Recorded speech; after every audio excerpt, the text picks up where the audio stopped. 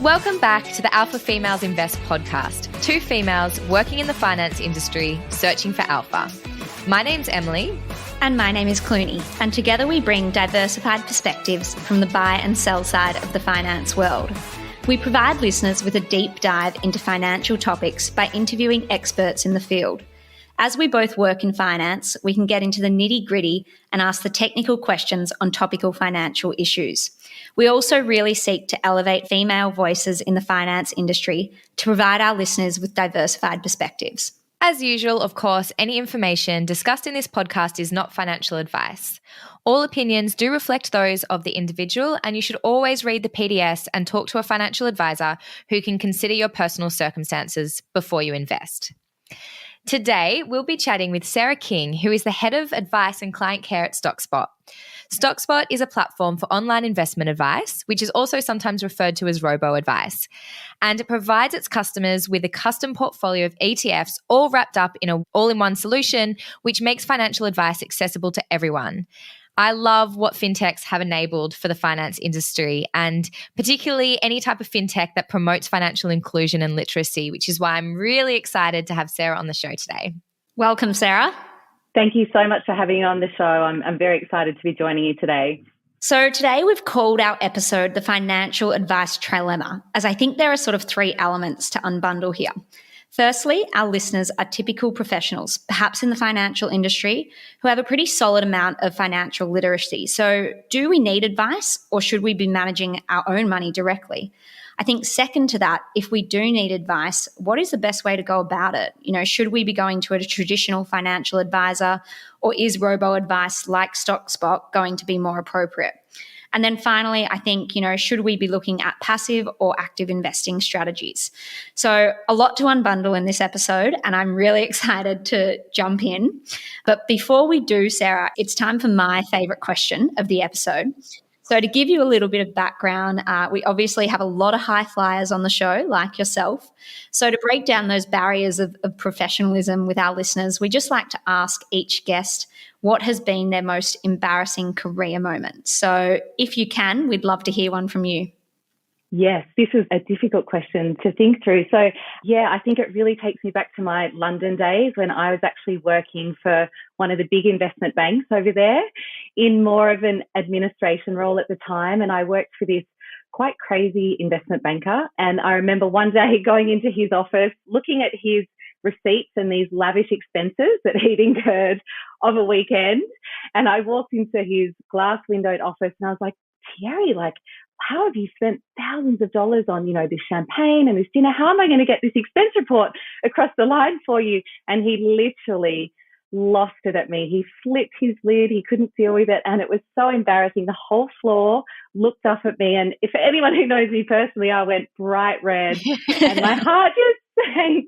And I had all these beady eyes looking up at me. And it was so embarrassing. It was a bit humiliating and a little bit unnecessary. And I think that was just, a moment that, really sprung to mind when I thought of maximum embarrassment. So, I often think about him and hope that, he got his payback. I wonder if his expenses ever went through. That's it. Probably wouldn't fly now. That's the thing. No, that's really interesting. And obviously that type of behavior is just not fun to anyone involved. So I'm really sorry you had to go through that. So could you start with just introducing Stockspot to our listeners and its purpose? Absolutely. So as you mentioned earlier in the intro, so Stockspot is an online investment advisor, or, as we call it now, an automated investment advisor. So what we help our clients do is access low cost, diversified portfolios that include exchange traded funds, and they're really linked to your goals, your risk appetite, and your investment time frame.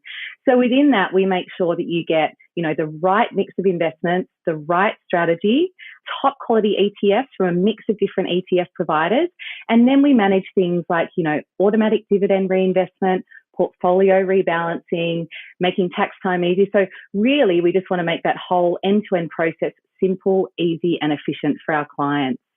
And so I guess going back to one of my first questions, Sarah, why do individuals, in your opinion, need financial advice, particularly financial professionals who have a pretty good understanding of investing? Yeah, it's a good question. And the main reason people see that they have a need for advice is that there's some kind of goal or objective that they want to achieve. And it might be something like, I'm saving for a home, or, I want to be able to fund my kids' education in the future, or I just want to know that I'm going to be comfortable in retirement. And it's usually those types of things that will drive someone to go and actually seek out getting investment advice or holistic financial advice. And so what that can look like is, you might go and see a financial planner and they're going to sit down with you and say, okay, like, what are your goals? What are your objectives? Where do you want to be in 5 years' time, 10 years' time? And they can be quite difficult questions for anyone to sort of put their mind to and work out. A good financial advisor is going to ask you, what's your cash flow situation? What are your budgeting needs? What insurances do you need? What plan do we need in place for sort of accumulating wealth over the years so that you can reach your short, medium, and long-term goals? What about your retirement? What does that look like? How can we make sure we're maximizing that? And then at the end of that, there can also be those estate planning needs. So, do you want to leave a legacy? Do you want to leave inheritances for your children? So it's quite a broad skill set, and a lot of things that even, going back to investment professionals, a lot of the things we don't know that stuff. And so that's where a financial advisor can be really beneficial in helping you work that out and actually map that out. And from what I know of a lot of finance professionals, they might be time poor, or they might have a specific area of knowledge that isn't necessarily about how to, invest their money, how to take less risk, and how to reach those goals. And good advice is really going to help you map that out and keep you accountable and on track to reach that long term. That's such a good summary. As you were asking those questions, I was like, cash flow, what does my cash flow look like? Not good. Great. Don't worry, I was writing down a list of everything you just mentioned. I'm going to go back and check those goals. Good. Managing money for someone else is one thing, which is something that I do, but managing it for yourself is a completely different story where you've actually got to think about your own life decisions and your own goals. So I completely can resonate with the need for a financial advisor, even if we do have, a specific niche into investing that we do every day. You really need that holistic approach. So I guess then okay, we're a finance professional, we decide that financial advice is probably the safest and smartest thing to do for us. How do we go about choosing an advisor? Do we go the traditional route and have someone who's more of a face-to-face type role, or can we go to more that automated advice style or robo-advice? How can we make that decision to choose between the two? Yeah, so that's a good question. And I think the decision between the two really comes down to like how complex are your circumstances? What do you really need? And really, for the majority of us, a lot of us don't need that holistic end-to-end financial planning. We might just have some money in a savings account or a term deposit. We know we should be doing something more with it. We've got these goals that we want to work towards. And that's where robo-advice is really good, because it's absolutely tailored to that. You'll be matched to a strategy that's going to help you achieve those goals. So, for example, we have a lot of clients saving for a home deposit. So we can ensure they're in a strategy where they're taking less risk, their investment time frame shorter, and, they're not going to fall short of those goals and objectives. Compared to someone, if you're choosing, say, your more traditional face-to-face financial advisor, that the important things that jump out to me, first and foremost, is independence. You really want to choose an advisor who is independent from the products they recommend. That's just my experience. And I speak to a lot of people who, go to one of the big four, for example, and, they've only got $60,000 and they're just being recommended insurance products or, products that are affiliated with that big institution. And that's really not necessarily in the client's best interest. So I think avoiding those conflicts of interest is really important. So that's the first one for me, making sure that they're independent. I think also you want to work with someone that you have a good relationship with and that you can trust. There's transparency there. And I think, often you can go to an advisor and you'll have that initial meeting. If they're not taking the time to actually sit down and understand you as a client, getting to know you, your objectives, your goals, what do you want to achieve, that would be a bit of a red flag for me. So really whether you go full-fledged advisor versus robo, complexity of your needs. If you are going for that traditional route, then obviously you want to work with someone you trust. But that also goes with robo-advice as well. I get a lot of questions around, should I trust Stockspot? How can I trust you with my money? And that's what we also provide. Even though we're a robo-advisor, we're super accessible and our clients can contact us and get advice on anything related to their investment portfolio. So hopefully that gives you a few points to consider. I think that point around independence, Sarah, of the financial advisor is just critical because, I do feel there is a real, trust issue around personal finances. So I think you really do want to work with someone you can trust. And I think it's critical to know that their sort of interests are aligned with yours and not necessarily a third party's. So turning to Stockspot more specifically, what is Stockspot's business model and how do you generate income from that? Yeah, so we are a robo-advisor, as you know, so we provide scaled advice. So that is advice that we can, offer to as many Australians as we want to. And we're specifically limited to providing advice on investing. So as I said, we help our clients access diversified ETF portfolios. And the way that we generate our income is from the fees that our clients pay. Our clients basically pay an all-inclusive fee that's based on their account balance. And they fall into different fee tiers. They're all inclusive. There's no conflicts of interest, kickbacks, commissions. So obviously the more clients we have, that means we get more fees. But really, it's just our model is just providing that limited advice focused on investing.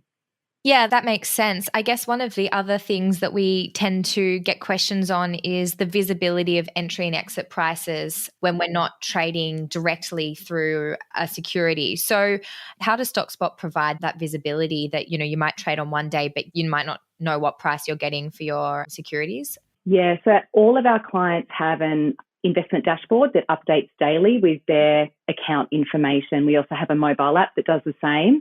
So that's the beauty of things like ETFs and, the Robo-Advice model. We can make sure that our clients get that personalization and full transparency and visibility in their dashboard. So when our clients log in, for example, they can see what their account balance is. They can track their total returns.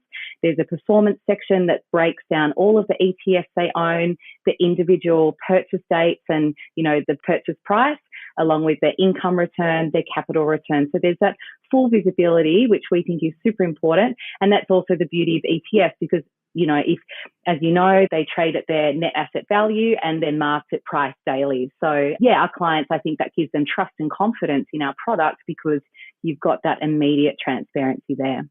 So Sarah, if I wanted to invest in Stockspot, what is the minimum needed? And I guess potentially if you do have a maximum value, what is that too? Come on, Clooney. Come on, guys. I might be the maximum. You never know. Just kidding. What is the average balance of your users on Stockspot? Yeah, so you can start investing with just $2,000 and with that amount you'll get one sort of growth-focused ETF and one defensive. So you've got that nicely diversified portfolio from the get-go. If you're wanting to have all 5 asset classes, which we have in the portfolios, that happens around about 8,000 to 10,000. Yeah, so even if you don't have 2,000, you can deposit money into your cash account and build your way up to that. Similarly, our clients can top up with any amount along the way. So $2,000 to get started, but then there's no cap. We work with a lot of different clients from your first timers just getting started, your professionals who are seriously accruing like a larger amount of savings up to, self-managed super funds that have multiple millions of dollars and individuals and trusts. So it's quite a wide spectrum. I would say the average account balance is around about that 40 to 50K. So really that sort of young professional cohort who have, really starting to generate a lot of savings and are wanting to make their money work harder for them. Well, that's great to hear there's no max. That's clearly really relevant for Em and myself. But just a follow-on question, if you do start with $2,000 and you want to increase that, you've got another $3,000 to put in, you want to increase that to 5. At what point do you sort of encourage investors to pick up a third or fourth or fifth asset class, or is it just a jump from 2 to 5? Yeah, so actually our tech and automation manages all of that for our clients. So we phase in the ETF so that we're managing the amount of risk our clients are taking for those smaller portfolios. So, we start with Australian shares and bonds to start with, so that mix of growth and defensive. Then in our portfolios, we also have gold as an asset class, and that's your defensive insurance policy within the portfolio that's going to give you that downside protection if there's share market volatility.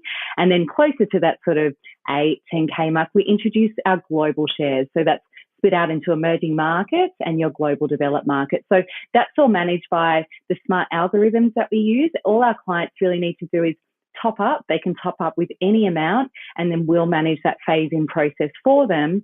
Then once they're fully diversified, and if they continue to top up, our job is to keep their portfolio nicely aligned to those target weightings for their strategy. So if they're conservative, we want to keep them to the 60 defensive, 40 growth split, compared to someone who might be in the high growth, 78% growth to a 22% split. So we're carefully ensuring that our clients are nicely balanced to help manage risk and to help them achieve those consistent returns objectives year after year.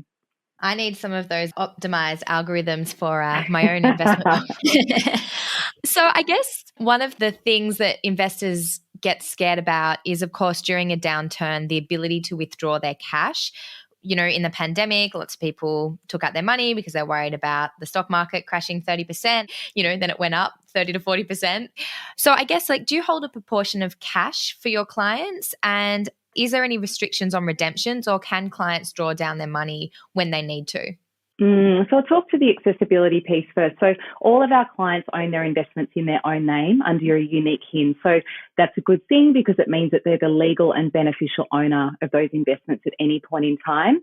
Clients can log into their dashboard and lodge a withdrawal anytime they want to. So although we have recommended timeframes for the portfolios, they could really log in and lodge a withdrawal, and we'll go to market or the next business day, and those investments will be sold down and the funds transferred to their linked account 4 to 5 business days later. So there's no issue with accessibility, which there can be with other types of investments like managed funds and other things like that, where they can freeze redemptions if the market goes south or there's other sorts of issues that emerge. So that's the beauty of ETFs again, and owning investments in your own name. It gives you full access and control at all times. So that's one thing our clients like about that as well, is knowing that they have that accessibility piece. It's a really, really important consideration. Now, when it comes to a big market drop and, do we keep money in cash? No, we don't. And actually, we know that when there is a market drop, the worst thing you can do is move to cash or increase your allocation to cash, because it usually means that you can be locking in losses by selling out of asset classes that have fallen in value. Our advice to clients, if there is a market dip, is to stick with your strategy. And that's why we make sure that our portfolios are diversified across different asset classes that have different correlations with one another. So if we look back to March 2020, when the share market fell by, 35% or more here in Australia, our clients were cushioned significantly and their portfolios fell by about 50 to 80% less than the share market, because they had those defensive investments, so bonds and gold. So it's really important to have, your growth-focused investments, but also those cushioning investments that will protect your portfolio when there's share market volatility.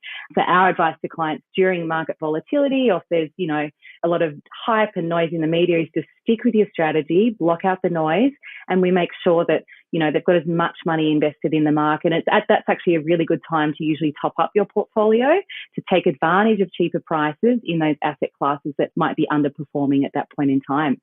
So following on from that, Sarah, there are obviously huge benefits, as you just mentioned, to maintaining your investment portfolio and, an argument to even add to it during downturns. Is there a specific time frame that you encourage investors to invest for, or does it vary amongst your client base? Yeah, so the golden rule with investing, as we all know, is time in the market. So obviously the longer the better. But yes, we do have set sort of recommended guidelines for each of those strategies. So for our conservative portfolio, we say a minimum of 3 years.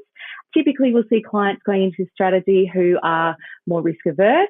Capital preservation is important to them, or their investment time horizon might be a little bit shorter. And these can be clients who are saving for a home deposit, for example, who might want to access that money in 3 years or 4 years and take less risk. Compared to our more growth-focused portfolios, we'll usually say a minimum of 5 years, because you want to be obviously have time in the market, earn your distributions, be reinvesting those, enjoy the compounding of returns. But equally, if there is a bit of a dip, you've got time for it to recover on the other side. So, of course, you can access your portfolio anytime, or your funds anytime rather.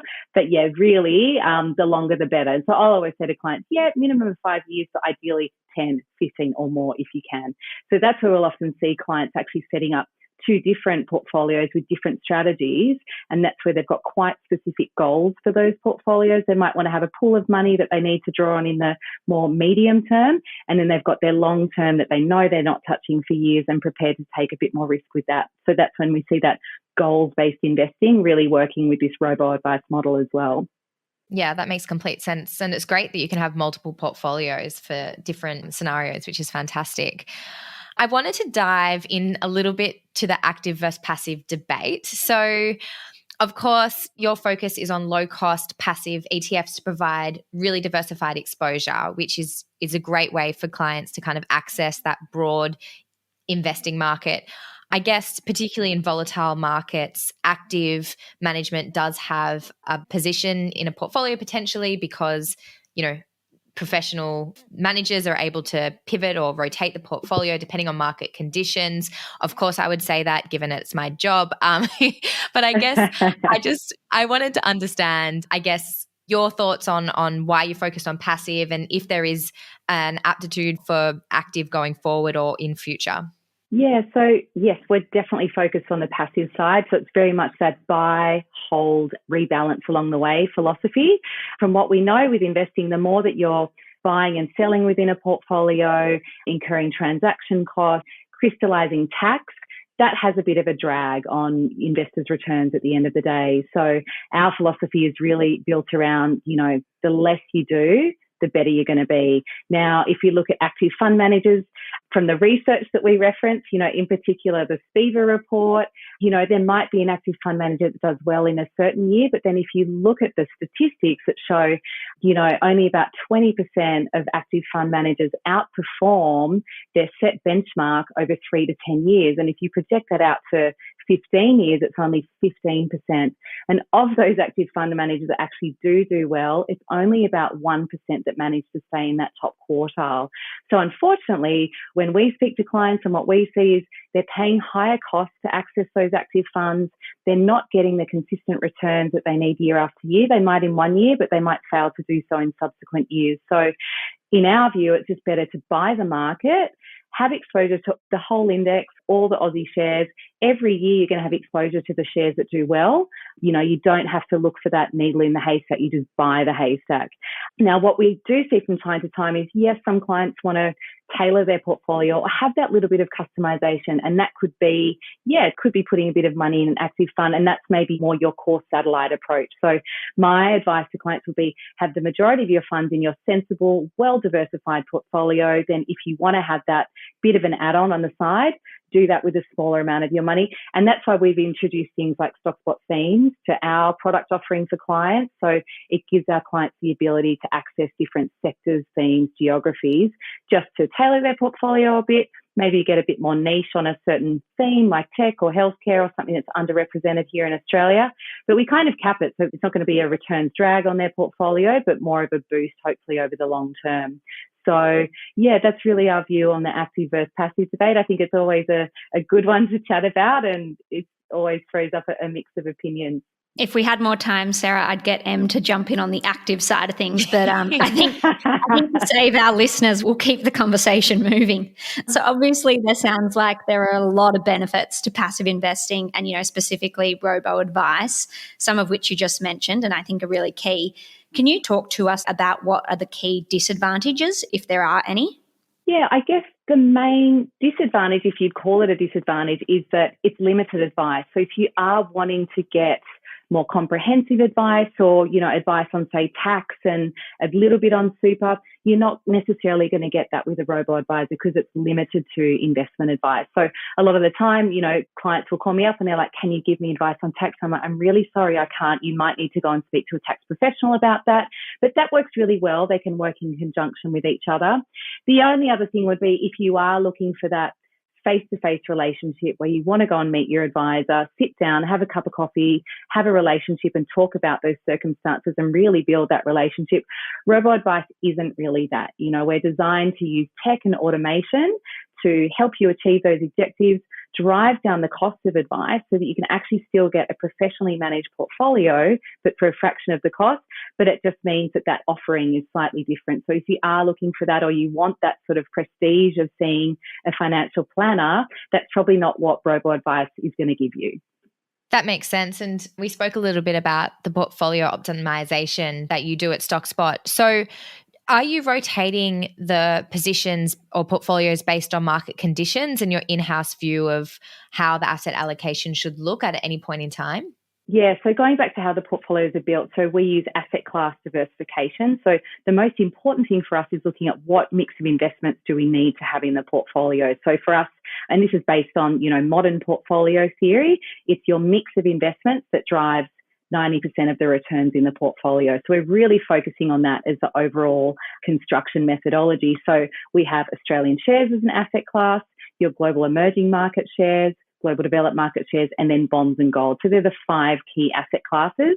And depending on your strategy, the percentage weighting to each of those will vary. But then what we do, yes, is every sort of few years or so, we set the long-term strategic allocations for the portfolio. So, for example, back in, I think it was February this year, we tilted the portfolios to be a little bit more focused on growth in the emerging market economies of the world, stripping out some of the allocation to bonds and slightly increasing the allocation to gold to take into account the current macroeconomic conditions we're experiencing at the moment and to position the portfolios for that future growth in the emerging market. So we're sort of then setting those for the foreseeable few years, and then our job is to really just keep our clients on track with those targets and just ensuring that our portfolios can cater for different financial futures. So we don't really know what's going to happen in the market tomorrow, in 5 years, in 10 years. It's hard for anyone to predict. So that's why we build the portfolios to cater for different types of market conditions. So, Sarah, you touched on there just, I guess, asset class allocation, diversification. I'd say probably typically Aussies have a tendency to have a large allocation of their investments in Australia. You mentioned previously that Stockspot does encourage exposure to global markets. I guess I'm interested in what is your view on offshore exposure? Do you believe if clients wanted to, they can still generate substantial returns just within the Australian market? Or do you think it's becoming a greater focus to generate higher investment returns to invest globally? Yeah, I think there's a real need for more Australians to invest some of their money globally. Obviously, when you're accessing global markets, you are moving up the risk curve a little bit, but definitely there's certainly growth that you can tap into in the emerging market economies of the world and the global developed market economies of the world. So often we'll see clients who are heavily concentrated to Australia or own just a handful of Aussie stocks. They love it for the dividends, but unfortunately they're missing out on all this other capital growth potential that they can tap into, whether it's in Australia or in other markets around the world. So we think it's really important that, our clients are accessing global shares. And again, that's the beauty of ETFs. You can, invest into a global economy or an asset class through a single ETF that's domiciled here in Australia. So it makes it so simple and easy. So yeah, it's a really important part of a well-diversified portfolio. All right, now on to my favorite topic of all time. So we've spoken about ESG on pretty much every episode, and I think it's become pretty clear that I'm on a personal mission to educate the market on what it is and how it can help support returns. I'm interested in Stockspot's view on ESG and if there's any consideration taken into account for selecting your ETF providers or portfolios. Yes, I'm similar to you. I think this is such an important topic, and, ESG investing or sustainable investing is a mega trend that is here to stay. We're seeing government supporting it. We're seeing it filter into all of our day-to-day living. So in fact, through COVID last year, we had a huge rise from clients and also prospects wanting to invest sustainably. So we actually launched the Stockspot Sustainable Portfolios last year. We've just published our 1-year returns. And these are exactly an easy way for clients to invest their money in a way that aligns with their values and ethics. So those portfolios are very climate friendly. If you compare them to a normal diversified portfolio, the companies, within those produce about 80% fewer carbon emissions. It's also a great way to support companies that have solid governance structures.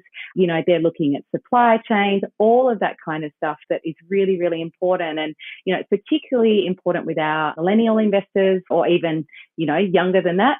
But also I'm seeing a trend in our older investors wanting to also open sustainable portfolios, because I think for them, this is their ability to leave a legacy or to start caring about the environment for, their kids and their grandkids who are following behind them. So I think it's really, really important. And I love that at Stockspot, we give our clients the ability to invest sustainably if they want to, or they can access our core portfolios, or they can have a blend of both.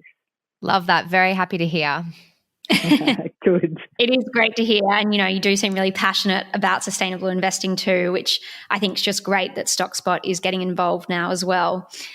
So turning, I guess, to Stockspot once more, Sarah, do you use it personally, and have you used an advisor in the past? What's your personal view on that? Oh, yes. So I do use it personally. I have a sustainable portfolio with my husband, and we have used it to help, accrue our wealth so that we can use that money to put down for a home deposit. I've also had one in my personal name. So they have different strategies. One's sustainable, one's non-sustainable. And actually how I found Stockspot was when I moved back from London.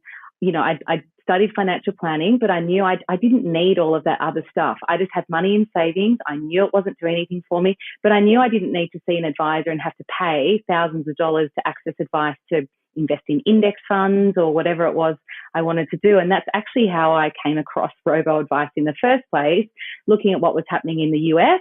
And then I found Stockspot here, and I was like, oh my God, this is revelationary. This is exactly what I need. This is how I need to invest my money. The fees are great. And funny enough, I ended up, I believed in the product so much. I'm like, well, this is where I want to actually spend my time working. So yeah, I think it's a great option. And I do personally use Stockspot. I've got my mum doing it, friends, family.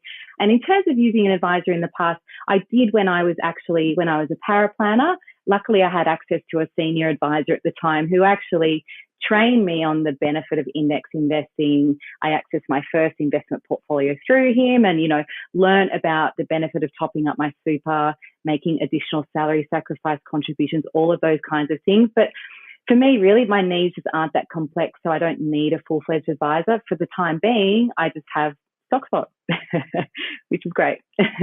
Live and breathe it. You've got to live and breathe it. Yes. So I'm sure a lot of people will be interested in hearing a lot more about Stockspot and how they could help them in their own personal investing journey. So what's the best way to get involved if our listeners are interested? Yes. So go to the website, stockspot.com.au. There is so much great information on there. There's also the blog section. Even if you just want to read about ETFs, personal finance, SMSFs, whatever your niche is, there's a ton of information there. We also produce some really great research. If you just want to know, am I in the right super fund or what kind of ETFs are out there? We have our Fat Cat super fund research, the ETF research report. So that's all accessible on the website. Otherwise, our Instagram is pretty good. There's a lot of great content there. And Chris Breike, our CEO, is actually doing a great job on YouTube these days. He's got a great little channel going on there, and he's talking about a range of stuff. So we have in our newsletter like an Ask Chris segment. So often he's answering, questions that our clients are asking, but other topical questions around ETFs and where's the market at. So that's a really, really helpful resource as well. I think that's safe to say I've definitely learned a lot more about Robo-Advice and passive investing. As Em mentioned, we sort of work on the more active side of this, so it's really interesting to get diversified perspectives. Now, as we close it off, or just before we close it off, we've done with all the formal questions, but we also love to end our podcast with another question that we ask every guest. It obviously seems like you've had a myriad of sort of financial experiences and knowledge. So, Sarah, we'd love to hear your top career tip. Yeah, for me, I would say it's just being genuine and authentic in what you do, no matter where you're working. I think that's when you're really going to build strong relationships with your clients, with your key stakeholders, with your team, with your mentors. And I think particularly in the finance industry, that's the best way to build those trusted relationships. And yeah, I've worked in a lot of different roles over my career, but really when I'm being genuine, authentic and nice and open and honest, that's when, I think that I'm at my best. And I think that's the best piece of advice that I could give to anyone today. Yeah, so important. And it brings it back to the conversation on trust we had earlier in the episode. So it's great that you're kind of portraying that and recommending that to everyone. So thank you so much. Such an informative conversation. We loved having you on. We loved hearing about Stockspot. As I mentioned, I love companies with a purpose and a mission and something that's really helping anyone get advice, even if they don't have that, 100,000K mark that they might need to make going to a face-to-face financial advisor worthwhile. So we really appreciate your time. Thank you so much. Thank you so much for having me. It's been great. Thanks, Sarah.